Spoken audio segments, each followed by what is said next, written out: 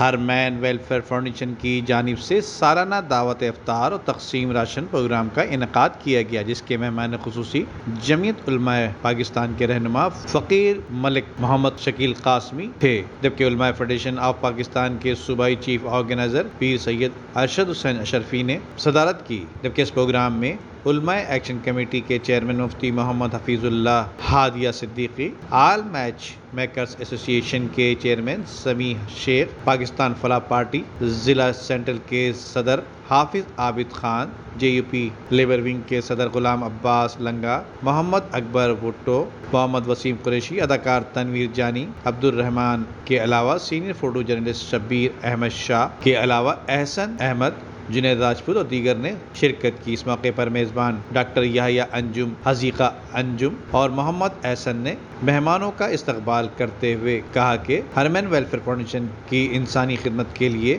خدمات لائق تحسین ہیں۔ ڈاکٹر یحییٰ انجم اور ان کے ساتھیوں کی جانب سے ہر سال مستحق خاندانوں میں امدادی راشن کی تقسیم سمیت سال کے دیگر مہینوں اور ایام میں ان کی خدمات کا سلسلہ جاری رہتا ہے۔ ندیم صدیقی، میٹرو 7 پاکستان۔ اپنے لیے تو سب ہی جیتے ہیں اس جہاں میں، ہے زندگی کا مقصد اوروں کے کام آنا۔